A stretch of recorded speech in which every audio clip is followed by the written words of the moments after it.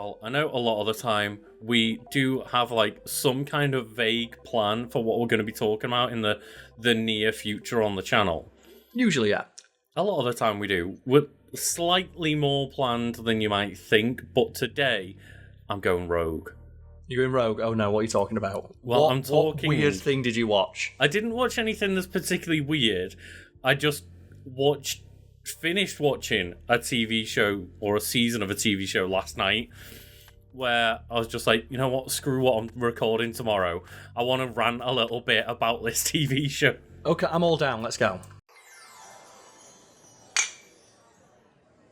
So, I just finished watching the Netflix version of The Mole. And are you familiar with The Mole, Karl? Wait, is this the show where like it's just they want you to weaponize being an arsehole for monetary gain? That's the Mr. Beast one, isn't it? Sorry. No, explain it to me.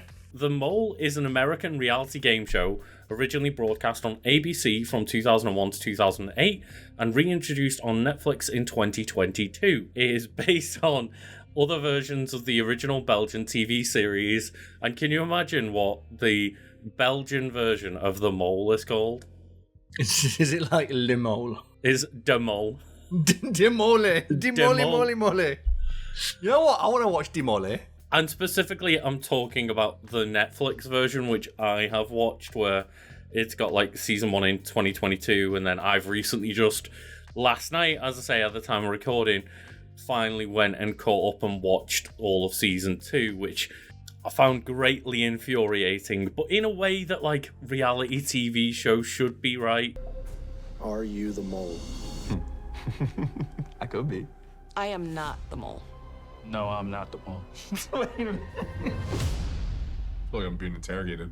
Explain the concept of the show to me, because I think you may have talked about this before, but put me on the same page as everybody else at home who's like, huh? Mm-hmm. So this series is a reality competition in which the contestants work as a group to add money to a pot that only one of them will eventually win. Ah. However, among the contestants is one person who has secretly been designated the Mole. And this is somebody who is hired by the producers, who is tasked with sabotaging the group's money-making efforts. And then at the end of each episode, contestants all do a quiz on who they think is the mole, and the one who is furthest from the correct answer gets eliminated each episode. Players, the time has come for our first elimination. Oh, so it's Among Us, the TV show. Or Wink Murder, I guess, which is what like, Among Us is based on. Like, It's a classic parlour game, just with the bells and whistles and flashing lights that a TV show budget can afford. Exactly right, and obviously this is edited in a very specific style where it's probably way more obvious in real life who the mole would actually be if you were just watching the entire group the whole time from afar. Hey, Lucas, right? We've all been there, man. There's been some snakes in my life. They've got me. There's plenty of them that sneak into you, to your group. And that's the thing, right, is from an outsider's perspective, it's usually quite easy to notice who those people are, but when you're in the group, obviously not sure who to trust, who not to trust, who to take the word for, but obviously because these are people who want to go on this reality TV show, there's a lot of extra personality involved in the situation where a lot of people want to be the person who stand out and things like that, or because it's a game for money, people are trying to make themselves seem suspicious so that people wrongly vote for them. I take an opportunity to do a little bit of sabotage, and I'm hoping homeboy Michael sees it. Boom. I kind of changed a random photo. There's a lot of incentive as well. Just sometimes it's fun to just pick the renegade option. Sometimes you see that right trigger prompt and it's like, I've got to press it. And that is definitely one thing that this reality show leans into a lot, because there are a lot of times where, you know, during the day, they'll get given a chance to build up money. But then, because it's a reality show and they have to create drama, they all then get given scenarios where they get help towards surviving, whether that be through like, oh, well, we'll give you like little corrections on the quiz that determine whether you go or lose, or sometimes just straight up exemption from being eliminated in that round. And Okay. for example, in one of them, it's like, oh, well, we're all going to let you auction off the pot. So what we're going to do is give you the option to auction any amount of money, and whoever auctions off the highest amount of money of the current prize pool wins the exemption today. Oh, so it's like who's willing to risk the most amount of money? Yeah, and obviously I'm going to be talking about spoilers for this season 2 because it infuriates me watching this show, but I can already see why it would be frustrating. Like, it reminds me, not exactly, but there's a similar show. It's British daytime TV staple, Golden Balls. Are you familiar with Golden Balls? is that the one where they pick to either steal or share the cash? Yes. So Yeah, the yeah. basic gimmick to that is it's a classic quiz show. You win money by answering questions and playing mini games. And at the end, the gimmick is it's a head-to-head, and you can either choose to split or steal. And if one person picks split and one person picks steal, the person who picks steal gets the entire pot. If both pick split, they split the money evenly. If they both pick steal, no one wins anything. Ibrahim, I want you to trust me. 100% I'm going to pick the steel ball. Sorry, you're going to... I'm going to choose the steel ball. But the gimmick is they give them 30 seconds to convince each other they're not going to split or steal. And I don't understand how there's not like someone getting run over in the car park. Because there are episodes where they straight up say they shake hands. And that's the thing. If someone shook my hand and then stole the money, I would leap over the table and be beating them with my hands before security got there. Split or steal? Yes! Congratulations, you have both split and each received £6,800. They literally do have an episode where they split the group in half, and they send one person in each to essentially do that Golden Balls tech of like, you can either both pick to put cash in, or you can pick an exemption.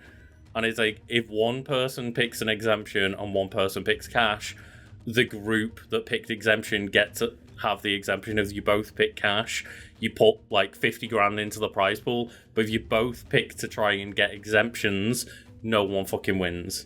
And that's the thing, it's like, it's basically the prisoner's dilemma, right? It's just all like the trolley problem, right? It's like any number of like ethical dilemmas where the solution that would be most beneficial to everyone here is if we all just agreed to help. But there's always been that one arsehole was like, but I want more than my fair share. A lot of the time, people are so selfish that they're like, oh, well, they must be the mole. Because, for example, in that one episode that I talk about where they get given the option to auction off the current prize pool for the chance of an exemption, one person just bets the entire pot and just wipes the money back down to zero like halfway through the season, and you're like, are you that stupid? Oh, it's... I'm hoping that it doesn't go above something outrageous. $59,500. What in the world? Are you serious? That's for real. Yo! That's for real. That means your pot is now at 0. This thing would be so frustrating for me because I don't think of myself as like that traditional a guy, but I am a firm believer in if you shake someone's hand, you honour that fucking deal. And I reckon this is like one of those things that arseholes take advantage of. Yes. The amount of times I've made a handshake deal that someone's walked back on, and it pisses me off, and I make a mental note never to work with them again. The 2 seasons that are on Netflix, I know that like a lot of people who were originally fans of like the 2001 to 2008 version of like complained online about the fact that they changed up the style of the show a bit and over dramatized it, and that's just what Netflix and current reality TV show is. It's very over the top regardless of what the show actually is. But yeah, there are just moments where you feel really bad because every time there's like 1 or 2 people that are pretty damn genuine and just go in like, I don't really want to lie, I don't want to play games, I want to just work together as a team to make a good prize pool and we'll see who wins. Yeah. And then it's a show where there's like, I think maybe it starts with like 10 people in the cast, and it's like there might be 1 or 2 people that are genuine and nice, but the rest of them are all fucking snakes. It's like when you watch like Love Island. I've never watched a single episode of Love Island, but every time I see any screenshot or picture from it, it's like these people are arseholes. Yes. And I feel unfair judging them, and then all I see from the stories is, oh, I remember watching Big Brother back in the day, and it's the person who went on Big Brother to try and get famous. It's just that for a new generation. And all those people are arseholes too. I think it's even worse with Netflix shows, very specifically, because not only does Netflix, instead of picking one person that's like that in the group, they seem to go for an entire group of, like, as I say, people that are very, like, extra. Because Netflix has then started using people that stand out on their shows for their next season of other reality shows, it's all become like this weird, like, semi-Netflix celebrity incestuous reality, like, mess. Does it have like that one guy who hosts every Netflix show's Not Funny hosting it? Not in this one, no. Okay, because there's that like the guy who hosts like Blown Away, who's not interesting, not funny, not charismatic, and he hosts like so many different Netflix like reality shows. I just stopped watching because I don't find him like entertaining or funny. But he's kind of like bland and unabrasive enough that everyone will mostly watch him, right? Yeah. And it's one of those things, though, where you can tell that half of them are on there to then get onto other Netflix shows now. Yeah, it's like I said, like the Love Island thing of like, I've never seen a single episode of that show, but I've seen the people from it because they always end up like fucking shilling protein powder or something like that. Every time I want to go get like a fill up on my vitamins or something like that, some knobhead from Love Island trying to sell me like, ooh, these are the good ones. Well, the fact you're sponsoring means they're the bad ones. Yeah. So I'm not going to buy those. I don't watch a lot of these Netflix reality shows. I love bad reality shows, but as you say, like, so many of them where I click on the first episode and all of the personalities come off as so abrasive, I immediately turn it off. Yeah, there's like, when we say we both like bad reality TV shows, it's very specific what we're talking about. Like, I consider a good bad reality TV show to be like Don't Tell the Bride, which we've done an episode on.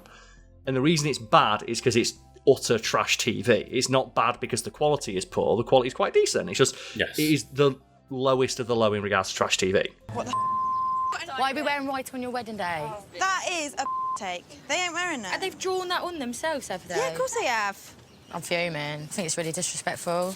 They're see-through. I consider like Love Island and its ilk to be a step below even that. I don't even consider it to be TV. I don't consider it to be entertainment. And it's like, it's the shit you feed a pig in visual form. It's slop. I think the one thing for me is, even though I know that behind the scenes it's edited again in very specific ways to always make you be triple questioning yourself, and like it would probably be way more obvious if they weren't editing each task in very specific ways where you only see like one person's fuck ups and stuff. It's an underappreciated, maybe appreciated is the wrong word, but it's a aspect of reality TV that's not often acknowledged. And if you find the clip, there's a really great Charlie Brooker bit about this, where he talks about how editing can make you feel different ways about what should ostensibly be a very neutral piece of footage. And it's just him telling a joke. And he says, like, well, here's me editing this joke, so it makes it look like I died on my ass. And it's like, we just cut to a reaction shot of when I said an off-colour remark earlier in the meeting. If we want, we can be more devious than that. For instance, here, I get away with telling a pretty lame joke. What's red and invisible? I don't know. No tomatoes. But if we want, we can join the start of that moment to another moment that actually happened later on, and suddenly I seem to die on my arse. What's red and invisible? I don't know. No tomatoes. Right. Now imagine that over the course of 25 episodes. And that's the thing they do, right? They're creating a character. Yeah, they are. And some people are playing up to their own character and how they want to see themselves presented on these Netflix shows, and other people might be edited in a very different way to come across completely differently than they think. I remember watching an episode of Kitchen Nightmares. I think I was watching them out of order. Yeah. So I knew who one of the winners was. In a later season, this person turns up. And I was watching the season where they were in it, and they're never on screen. Right. And to the point where I forgot, wait, that's the person who wins it at the end. And the reason they're never mentioned is because they don't fuck up.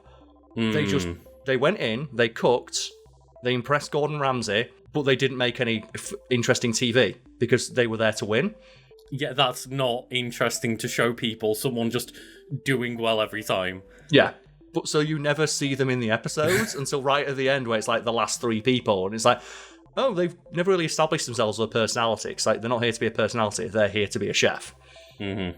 I think the reason, as I was going back to just why I stick with this show and watch it while like screaming at my television sometimes, because you hate the villain, right? It's not even that. It's that at least there's a social deduction part of that game, and trying to figure out, even through the like clever editing, who is the mole.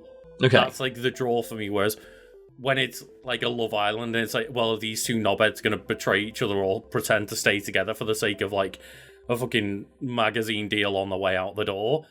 That I don't really give a shit about that. But when it's trying to figure out who is the person who's actually the mole and who are the people trying to just be suspicious for the sake of being suspicious to win the game. Yeah. I saw the sabotage. However, it was blatantly obvious, which then makes me question, if Sean is the mole, would Sean want people to see your sabotage? It's very interesting when we talk about like the editing and how it makes someone come across very differently, because the winner of like the Netflix season 2 one that I watched last night, guy was called Michael, and throughout the entire show they present him as very kind of selfish, manipulative, sneaky, but also completely incompetent, as if he was sabotaging everything on purpose. No. Okay? No. I didn't do anything. And then it got to the very last episode where they're like, oh, we're going to reveal who the mole is and who the winner is, and they bring back all the previous contestants. And then the previous contestants are like, oh, I'll be so surprised if it's Michael, because he's been like the best at playing the social game if he is, because he's come across as like the nicest person, but then it's like fucked up in tasks. And it's like, I was like, he doesn't seem like a nice person at all, but then all of them were nodding along, go, yeah, he's such a lovely, nice guy. It's a trap I fall into because, hey, you know, sometimes I want to turn my brain off. I often get criticised for like, oh, Karl, you think about stuff too much. That's why I love reality TV so much, because sometimes I do just like, okay, I'm just going to sit here and get mad at my TV. I know I'm being manipulated, but sometimes it's just fun for that moment of catharsis, like, ooh. And I'm aware of the fact that a lot of this probably is editing, but at the same time, it is fun to be like, ooh, I hate this person. That's the thing. It doesn't stop you watching that show. And it was only really when I calmed down about the fact that this guy had won, I was like, but they all seem happy that he won and were calling him a nice guy. Clearly, he's not the guy that has been presented on the show. And it's okay for you to feel that way when you're watching the show, because you're able to, you know, it's escapism, isn't it? Like, as long as you don't go to the lengths that some would have, like, say, starting a hate subreddit about this guy. Oh, right? well, I'll tell you what I did last night, Karl. Did you go on Reddit? I mean, the immediate first thing you do is check, right? And there wasn't really, to be fair, anything other than a lot of people online being mad that they don't do like reunion episodes like they used to do on the old version and stuff. It wasn't really being mad at people specifically. Yeah, because I was more thinking, like, say, for example, like Taylor Swift, most famous person in the world at the moment, probably. It's okay to not like Taylor Swift, but if you spent any time on Reddit whatsoever, you'll notice every couple of days, one of the subreddits that makes it onto the front page of Reddit is a subreddit dedicated to people just posting pictures of Taylor Swift to say how much they hate her. And it's like, that's the step right there, is it like, okay, I get that you don't like this person. It's like watching this show. It's okay to be mad at the show. But there's a step you can take beyond not liking the show that just goes, okay, you should probably take a step back and take a breather. And I do remember one time, again, never taking it as far as going out to like spread hate and vitriol myself on the internet. Besides this like tongue-in-cheek way you're doing it in this video.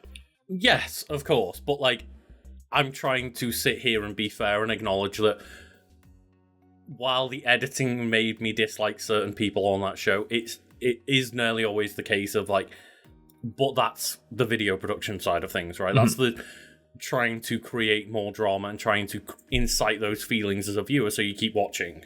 Yes, and that's the thing why we're acknowledging, like, yeah, we are making a video where Luke is like, oh, I'm so mad at this show.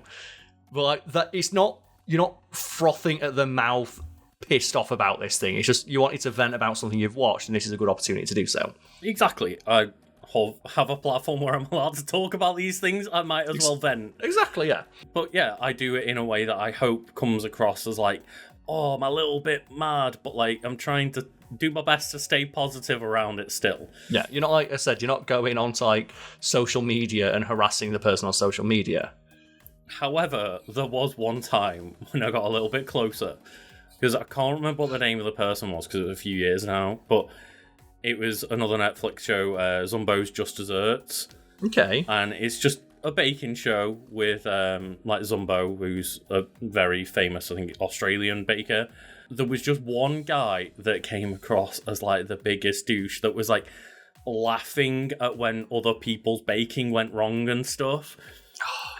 And there was that moment where we finished that season and both me and my partner were like, okay, now that we're not afraid of spoilers, let's like check Reddit and Twitter and stuff and see like, is anyone else... If people agree with us. Is anyone else fuming at this guy like we are? And it was just posts of like, fuck this guy, I hate this guy.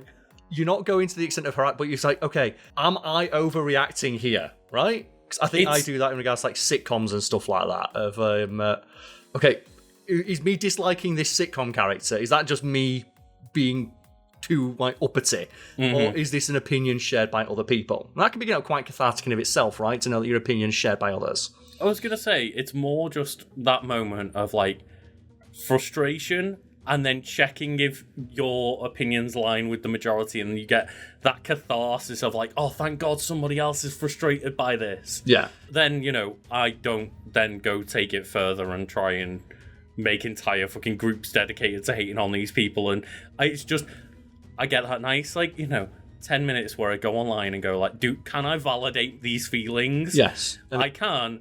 Okay. I just, move on. Don't worry about it anymore, apart from, as I say, doing this right now. But this is my way of moving on. Yeah, because that's the thing, like, you're going to do this one episode and probably never think about this show or the people on it ever again. As I said, there's an entire subreddit of all people do in it is bitch about Taylor Swift. Mm-hmm. And I only think of that, like, just response I saw online once of someone's like, oh, here's a picture of my dinner. Someone's like, oh, it looks pretty shit. And the top response from that person is, if you died, my life wouldn't change. And that's all I think of that, of like, there's a certain level of investment that you get to where it's like, okay, this is probably not healthy. Yeah. This is a healthier way of dealing with your feelings of frustration, Lucas, and I commend you for that. And I was going to go to all the wikis, but my battery on my mouse is like gone. I can't use it. And the wire that I use to charge it is the wire I use for my camera. I guess we're only going through this wiki. So tell me more about the show. Use your memory. Use your memory of the show. So some of my favourite parts, as I've already mentioned, are like the bit where you get to see the people's, like, I guess, true colours, quote unquote. Yeah. But I think a real fun part of this show is that a lot of people, as I say, are trying their best to act suspicious so that people think they're the mole. And I think that's a fun part of the twist, is that some people are there to actively sabotage in front of people to make them self-suspicious, because, as I say, the quiz that gets you eliminated is, well, whoever knows the least information about the real mole gets eliminated. I've done things purposefully to make people not trust me. This is horrid. Oh, that's so heavy. No one is trustworthy in this game. You have to strike a fine line between being incompetent but you still need to make enough money where people don't want to vote you out because you're a dick. Right? Well, it's not even that people get to vote you out. I think it would make a very different game, because it gets to a point where everyone realizes it doesn't matter if nobody trusts me. It doesn't matter if nobody likes me here. Just all I need to do is keep figuring out who the real mole is myself. Yeah, I was saying it doesn't matter who votes for me because I know I'm not the mole. If anything, people thinking I'm the mole and voting for me gets a benefit to me because then they're voting for the wrong person and more likely to get eliminated. So it's that weird balance of you've got one actual mole who is actively sabotaging amongst the group, and then you've got potentially everybody else in the group also actively sabotaging the mission because they want to put suspicion on themselves. But it gets to a point where at some point you've got to win some money to put in the prize pool. And what is it that frustrated you most about it then? Was it like, is there a particular person on the show who's annoying you, or is it like the setup? A little bit of everything. Okay. So some of the people come across just obviously very arrogant, cocky, always wanting to big themselves up. And I do think that part of it is, I want to be the person who's remembered after this show ends. Of course, yeah. I want to get a social media brand deal after this ends. I want to be the person that's put on, like, The Circle next season on Netflix, or, like, Love is Blind or something. Yeah, and I want to get, like, podcast appearances. And that's part of the established social contracts of these shows, right? Of, you're probably not being compensated that fair financially for the amount of effort you're putting in, but the understanding is, it's like, I hate using the term, but exposure. It is of genuine benefit to some people to have that exposure to a wider audience, and some people do parlay that into great success and or fame. Yeah, and in the most recent season that I just watched, there's Hannah and Tony, where at the start of the show it seems like they're getting quite close, and then there's like an interview behind the scenes where Hannah's like implying that she's just manipulating him to get further ahead. But then when they all do the reunion at the end, they both like hug and kiss each other, and it's like, how much of that is genuine and how much of that is, hey, do we try and get on like a couple's Netflix show on the next season? Yeah. We want the cameras to point at us, right? It's like, they're probably told, as all people on reality TV shows are, of like, ignore the cameras, just act as you normally would. No one acts the way they normally would. When there's if you know there's a camera watching you, you're not going to act the way you would at home. Because most people just sit there and scratch their balls and watch Netflix. So yeah, there's that kind of frustrating element, and then there's also just people that, as I say, they present Michael, who won, as this person who seems to fail every mission by just sheer like incompetence, to the point where you think, well, that person has to be the mole, right? Because they keep fucking up every single time they do anything, and then it turns out this person got voted out. They can't have been the mole. Yeah. How? You were just incompetent. Yeah, you were just shit at your job. Get it. Go. Go. Yes. Oh, it's okay.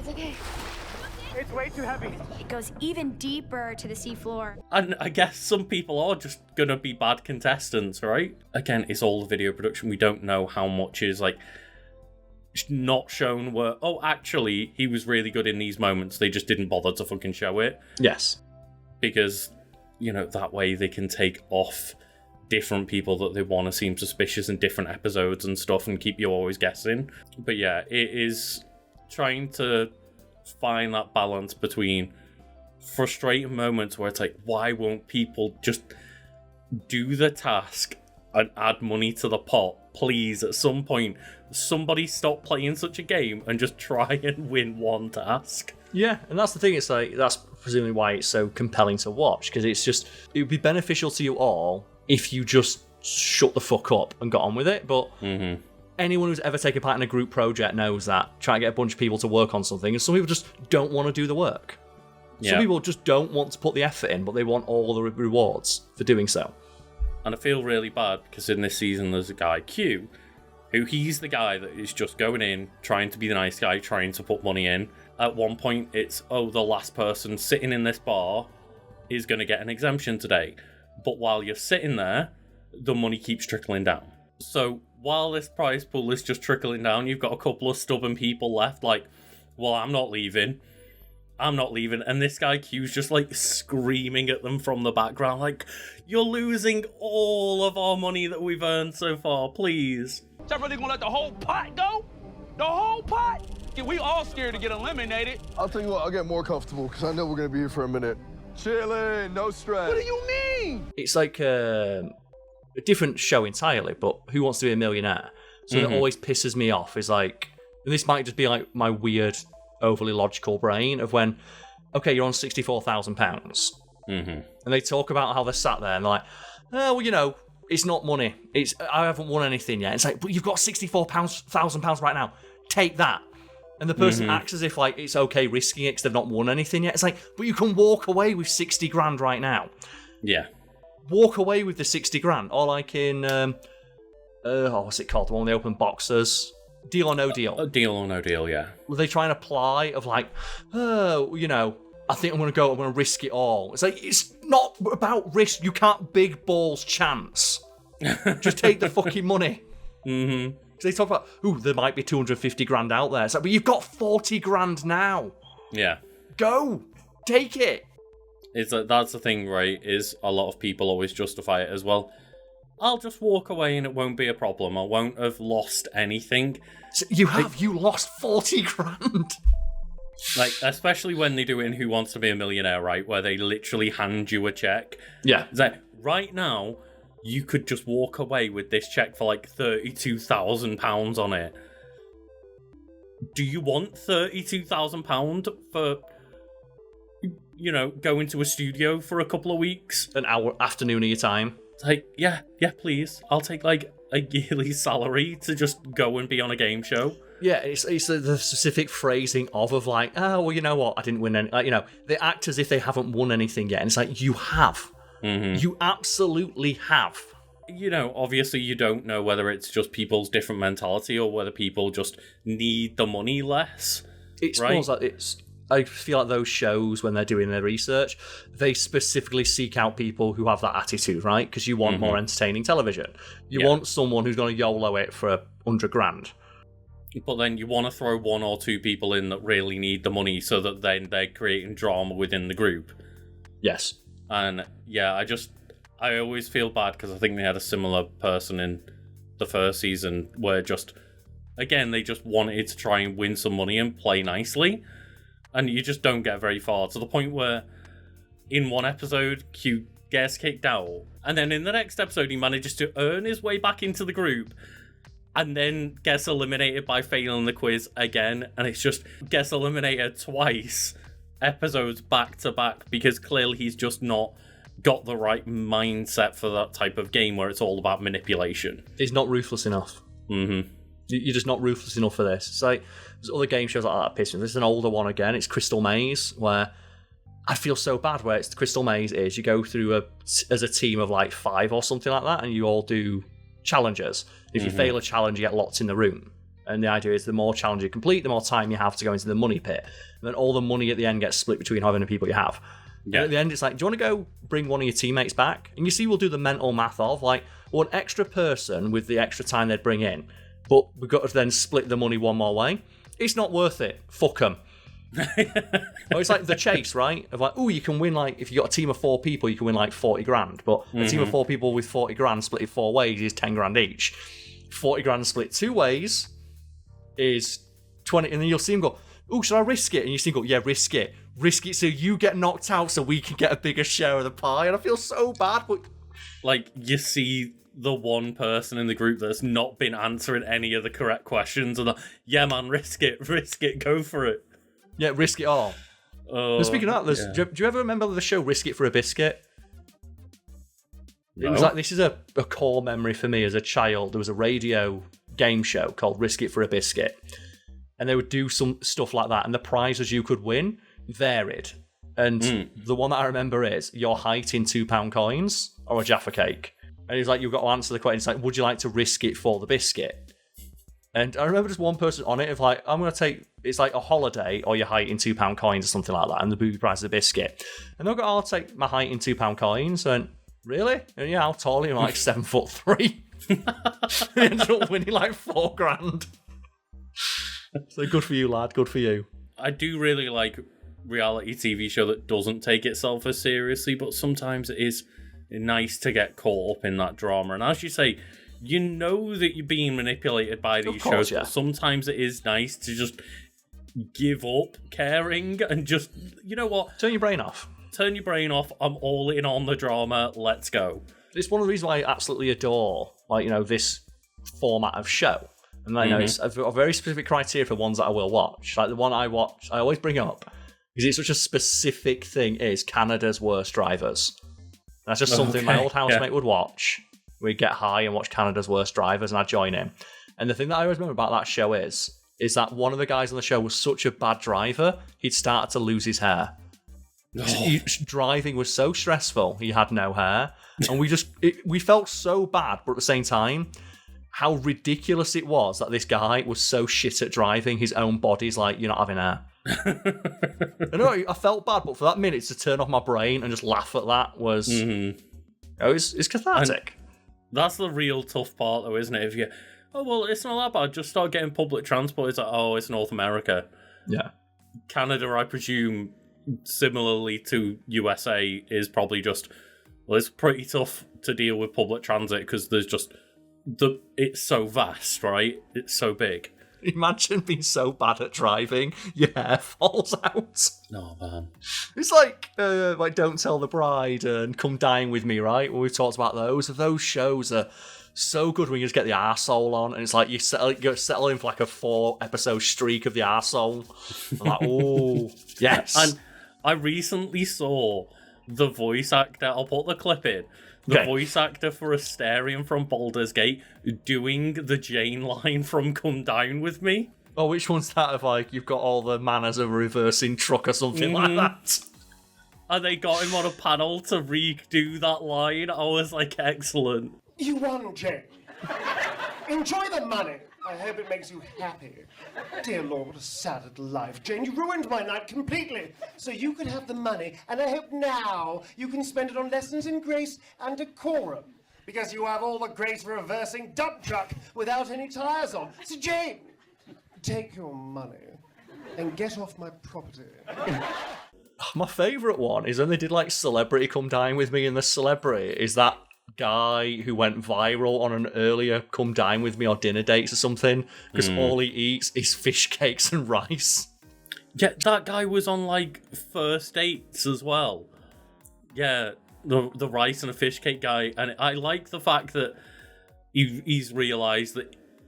I'm sure for a while he got frustrated by it, but at least during that clip that I've seen with on first dates, I think it was, where he's just like, I've got to just laugh about it. He's like, it's annoying because sometimes like women have literally stopped dating me because they found out I'm that guy, but what else am I meant to do? Yeah, he got a lot of stick for it, but at the same time, it was like, there's worse ways to go viral on a TV show, right? But then when you watch some of the episodes, you have like the villain of the week. And I feel like British reality TV shows tend to have, they're more believable in their interactions, they're a lot less edited.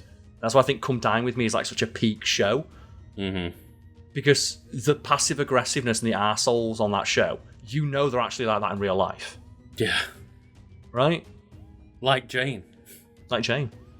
Got all the manners of reversing trucks. There was that. And the thing is, they're that salty over not winning 500 quid. It's such a pathetically small amount of money for someone who's got the money to... I think it's like $1,000 or $2 on Come Dine With Me, right? Which is not an insignificant amount of money, but the people on Come Dine With Me are hosting dinner parties in their like 5-bedroom townhouses in London. They're not hurting for money, they're doing it for the prestige. So it's even funnier that they give that much of a shit over such a small amount of money to them. That's the annoying thing about Come Dine With Me, is a lot of the time they get a group, because it's all from similar areas, but they'll get a group where maybe 2 contestants are pretty affluent and 3 of them aren't. And then it's nearly always the people with more money that end up winning because they've got generally had more time and more money to have experience cooking nice food. And they've got a nicer house as well. Exactly, and they've got more, nice equipment to use to make nice meals in the house and things, and it's also a nicer experience to go around to like a big fancy house and have a bit more room and sit in their nice dining tables and have, they often have like friends doing them favors for entertainment and things like that. And just fair enough, you put the effort in and you've won. But I always feel bad that it's like, oh, the person, as you say, in like this grand townhouse has won the money, but the day before they were at someone's like 1-bed flat squished around this tiny little table. It's like, well, clearly this person could use the money a little bit more, but at the same time, sometimes the people who clearly do not need the money get so upset about the fact they haven't won. Mm-hmm. Because to them, it's not about the money, it's the fact that they are being judged as not as good as someone else, and they've never been told that their entire life. Yeah. And that's very cathartic and satisfying to watch. Like, the one for me is, I don't no idea if you better find the clip, because it's like, there's 1,000 episodes of, like, Come Dine With Me. It was like a couple's Come Dine With Me episode where it's a comedian, and she's just not funny. And no one knows who the fuck she is, and she's like, oh yeah, I'm pretty famous. I've like been on like Don't Mind the Buzzcocks or something like that as a warm-up act, and I was like, I don't know who the fuck you are.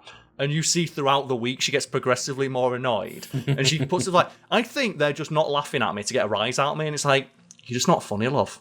Yeah, that's what's the worst step, right? Is not that maybe they just come to that realization of like, I'm not making these people laugh. It's the denial that comes with it. And that's what, and it was such an interesting, because the way Come Dine With Me works, it probably was Come Down. It's like 4 episodes, or 5, it's one every day. Mm-hmm. And just, you see her get progressively more annoyed, and it's like her boyfriend's like her manager, and you see him like slowly like cringing into a ball as she's trying to tell more jokes. It's like, oh, this is not good. But it made for such compelling television. It's like, do you see like, oh, watch a comedian die on their ass. Imagine now, but that comedian's got to do a 5-hour set. Yeah, 5 nights on the bounce with an audience they know doesn't find them funny. Exactly. And it's like, it's train wreck television.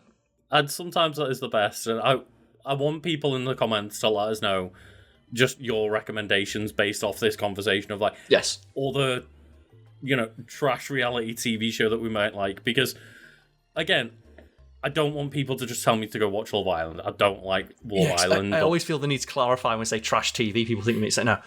I think, what makes for good trash reality TV is that the stakes have to be pathetically small. Because then the fact people give such a huge shit makes it even funnier. Like, Come Dine With Me, you win like, that's at 500 quid, which is nothing for a person with like a fucking 5-bedroom townhouse in London. I know that one that is on my radar is The Traitors, and I got specifically intrigued by it because I saw people talking about the fact that I think it was an Australian version where there's like one British guy on it, but then people started getting suspicious because he's just never shown in the show. And like apparently he's there in the background and you occasionally see glimpses of him, but like they never do the talking heads with him. They never like cut to focus on him. Apparently he's just kind of in the background, and I'm like, I really need to track down this TV show because that sounds fascinating. Yeah, it's like when you go watch like old episodes of The Osbournes, isn't it? And you find out Ozzy Osbourne had a 3rd child who refused to be on the show, but it's filmed in her house. Every now and again in like The Osbournes, there's like a random girl sat at the table eating breakfast. It's like, who's that? And it's like, that's his other daughter who just refused to be on the show. But yeah, let us know your recommendations in the comments below. And just, yeah, I want that perfect balance of a bit of trash and something that's going to get me a little bit wound up, but not where just every person is a complete selfish asshole the entire time and I hate everyone. With comically low stakes. Oh yeah, and thank you all for watching. Cheers, everybody.